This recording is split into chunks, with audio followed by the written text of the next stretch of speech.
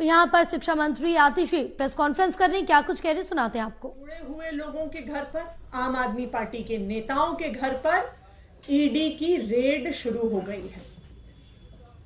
हमारे सांसद और आम आदमी पार्टी के ट्रेजरर एनडी गुप्ता जी के घर पे रेड हो रही है। ऐसा सुनने में आ रहा है कि उनके पीए के घर पे रेड हो रही है।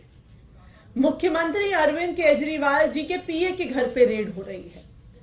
और अभी खबरें आ रही हैं कि शायद आज दिन भर में आम आदमी पार्टी के कई और नेताओं के घर पर ईडी रेड करने वाली है। ये क्या प्रयास है ईडी का? ये क्या प्रयास है भारतीय जनता पार्टी शासित केंद्र सरकार का कि वो अपनी एजेंसीज के माध्यम से आम आदमी पार्टी को डराने की कोशिश कर रही है, धमकाने की कोशिश कर रही है और हमारी बात को दबाने की कोशिश कर रही है। मैं प्रधानमंत्री नरेंद्र मोदी जी को, भारतीय जनता पार्टी को और उनकी एजेंसियों को जो ईडी और सीबीआई हैं, ये बताना चाहती हूं कि आम आदमी पार्टी आपकी धमकियों से डरने वाली नहीं है। पिछले 2 साल से इसी तरह आम आदमी पार्टी के नेताओं को डराया धमकाया जा रहा है। इस तथाकथित शराब घोटाले के नाम पर कभी किसी के घर छापा पड़ता है, कभी किसी और के घर छापा पड़ता है, कभी किसी को समन आता है, कभी किसी को गिरफ्तार किया जाता है। लेकिन इस 2 साल के इन्वेस्टिगेशन में अभी तक ईडी को कुछ नहीं मिला है।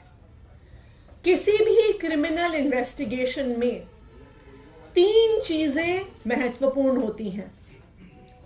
सबसे पहले रिकवरी ऑफ मनी, जिसकी लॉन्ड्रिंग हुई है। ED prevention of money laundering act के तहत केस करता है तो सबसे पहली और सबसे जरूरी चीज है कि ईडी को रिकवरी ऑफ मनी करनी पड़ेगी।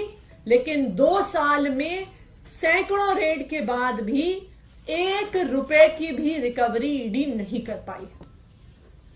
किसी भी केस में दूसरी महत्वपूर्ण चीज होती है सबूत।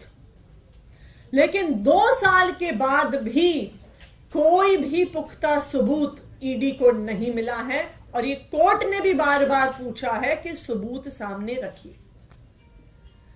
किसी भी केस में तीसरी महत्वपूर्ण चीजें होती हैं स्टेटमेंट्स, यानी कि गवाही। ईडी का जो सारा केस है वो सिर्फ और सिर्फ गवाही पर और कई गवाहों को, कई अक्यूज्ड को सरकारी गवाह बनाकर और उन्होंने जो स्टेटमेंट्स दी हैं उसके आधार पर बना हुआ है।